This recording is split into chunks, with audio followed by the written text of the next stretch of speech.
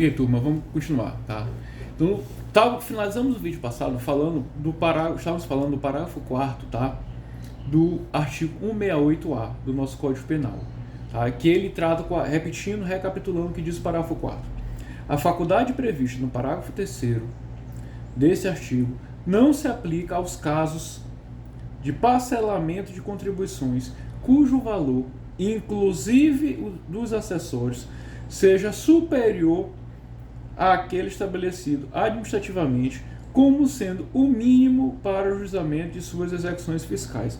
Que é isso aqui, é aquele que eu estava falando agora há pouco, tá? O teto, hoje, o entendimento seria R$20 mil, tá? Então, se o valor do parcelamento for superior a esse teto, o juiz não poderá conceder o perdão judicial. Belezinha? É isso que quis dizer, turma, tá? O parágrafo 4º. Tranquilo? Gente, aqui, nessa questão do parcelamento, tá? Não haverá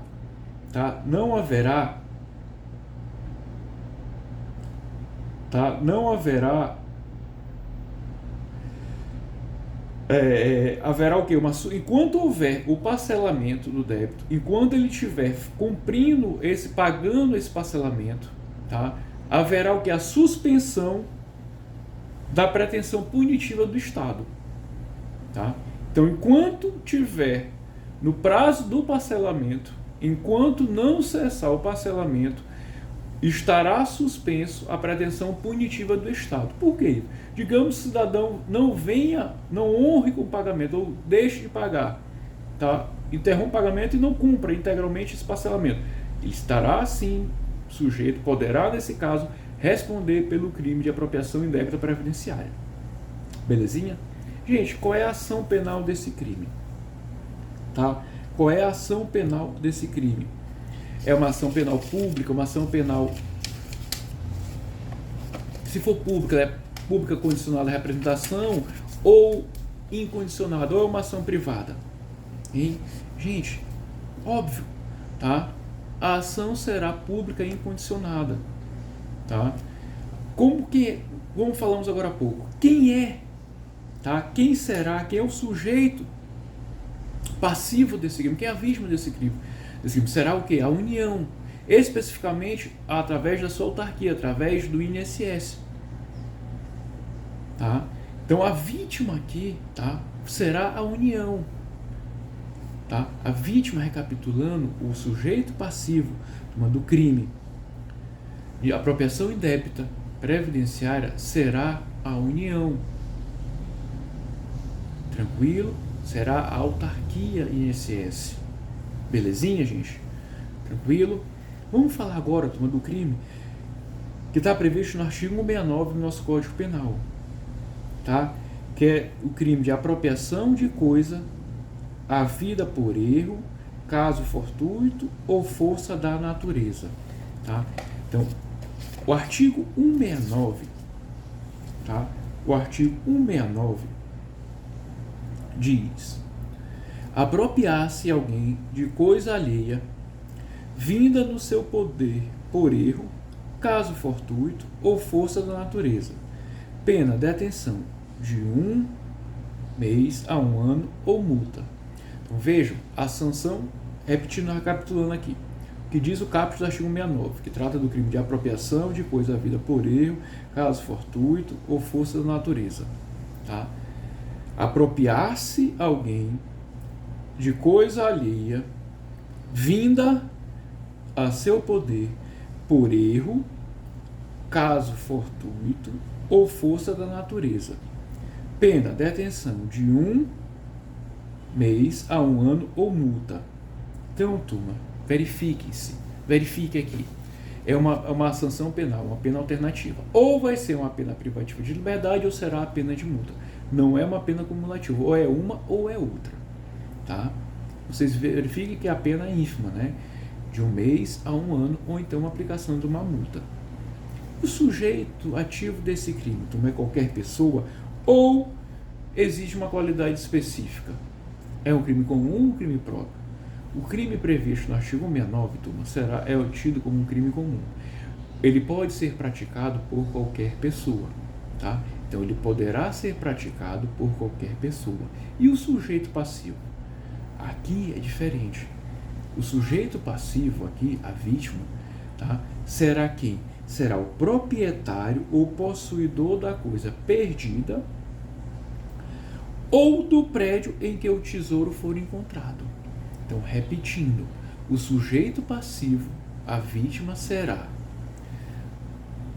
o proprietário ou possuidor da coisa perdida ou do prédio em que o tesouro for encontrado.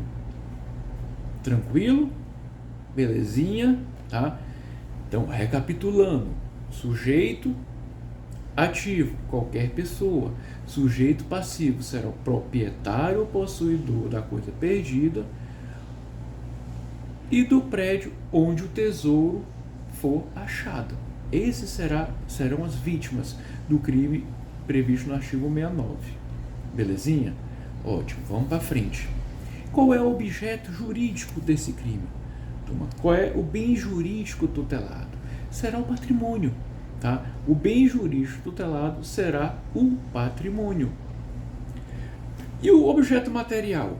O objeto material do crime de apropriação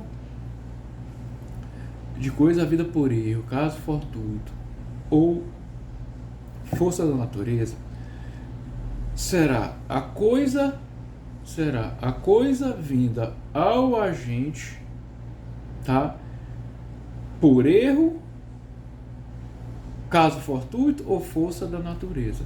Então, o objeto material será aquele bem, aquela coisa que chegue até o agente por erro, por força maior ou por força da natureza. Esse será o objeto material. E o elemento subjetivo desse crime, é o dolo, é a culpa, ou não é nenhum nem outro? É o dolo, turma. Não há a previsão legal da modalidade culposa. É o ânimo, será o dolo, o ânimo que o agente tem de ter para si, de ficar para si aquela coisa. Tá? Então, o elemento subjetivo será o dolo. É o ânimo que o agente tem de ter para si aquela coisa. Tá? Tranquilo? Aquela coisa achada, aquela coisa que vem até ele. Belezinha? Ótimo. Ivo, onde é que esse crime se consuma? Quando é que há consumação desse crime? Tá? O crime restará consumado, o crime tipificado no artigo 169, o crime de apropriação da coisa havida por erro, por caso fortuito ou força da natureza, ele restará consumado, tá? com a efetiva apropriação da coisa e após o prazo de 15 dias, no caso de apropriação da coisa achada. Tá? Então, há dois momentos. Primeiro, ele vai se consumar, tá? com a efetiva apropriação da coisa, tá? com a efetiva apropriação da coisa e após o prazo de 15 dias, no caso de apropriação de coisa achada. Tá? Então, se ele achou uma determinada coisa, o crime não é no momento que ele pegou, achou aquela coisa, pegou para si e está consumado. Não. Após 15 dias, tá? Após 15 dias que ele vai se consumar, no caso de coisa achada. Nos demais casos, tá? Ele vai se consumar, o crime restará consumado no momento da efetiva apropriação da coisa. Tá? No momento da efetiva apropriação da coisa. Admite-se a modalidade tentada? O que é que vocês acham? Sim, turma. É admitido a modalidade tentada. É admitido a tentativa no crime previsto no artigo 169 do nosso Código Penal. Belezinha? Vamos lá. O parágrafo único diz,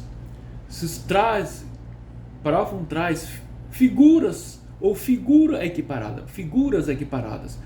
Parágrafo único diz, na mesma pena incorre a apropriação de tesouro, para inciso 1º, quem acha tesouro em prédio alheio e se apropria, no todo ou em parte, da cota a que tem direito o proprietário do prédio. Então, parágrafo único, inciso 1º, apropriação de tesouro. Quem acha tesouro em prédio alheio e se apropria, no todo ou em parte, da cota a que tem direito o proprietário do prédio. Vamos lá um exemplo. Tibúrcio vai estar trabalhando na casa de Joãozinho, tá? Vai fazer, no quintal, vai fazer uma piscina. Então, inicia a escavação. Quando ele começa a escavação, ele acha um barril cheio de moeda de ouro. E ele pega para si aquele barril, não entrega para Joãozinho, pegou para si, tá? Ou na sua totalidade, ou em uma parte, tá? Então, nesse caso, configura, tá? De acordo com o que está previsto no parágrafo 1, inciso 1º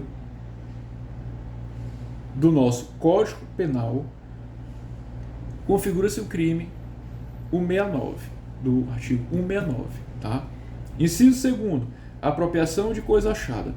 Quem acha a coisa alheia perdida e dela se apropria, total ou parcialmente, deixando de restituí-la ao dono ou legítimo possuidor, ou de entregá-la à autoridade competente dentro do prazo de 15 dias.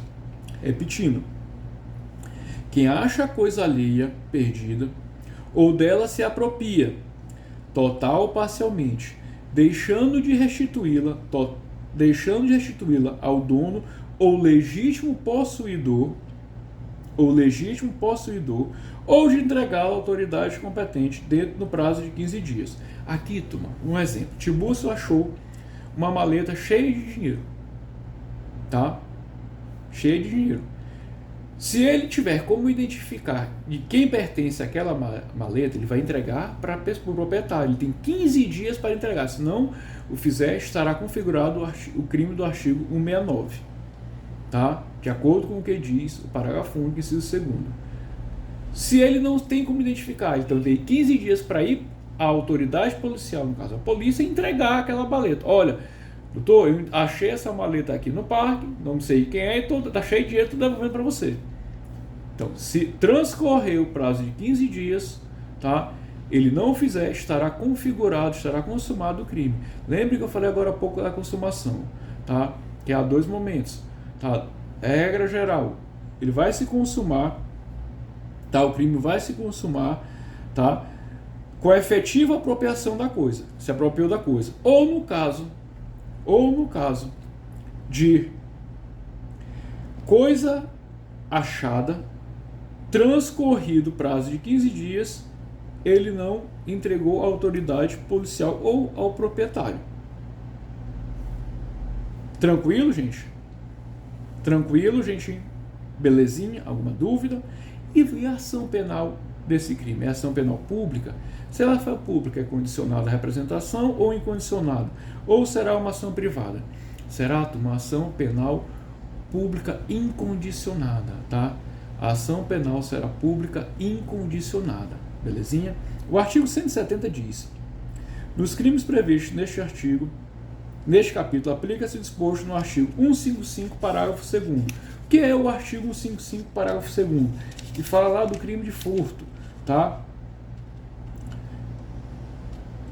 Que é no caso, se o crime é do furto privilegiado, tá? Que diz, se o criminoso é primário e é de pequeno valor, a coisa furtada, no caso furto, coisa achada ou apropriada, o juiz pode substituir a pena de reclusão pela detenção diminuída de 1 a 2 terços ou aplicá-la a pena de multa. Vou fazer a mesma crítica que eu fiz quando nós estudamos o crime de furto, especificamente o parágrafo 2º, tá?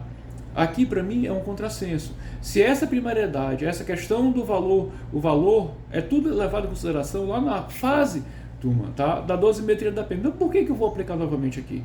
Do meu ponto de vista, isso é errado. Mas, enquanto não houver uma modificação legislativa, nós temos que obedecer à lei. Belezinha, turma? Tranquilo? Na próxima aula, vamos estudar o crime de receptação. Um abraço a todos, até mais. Tchau!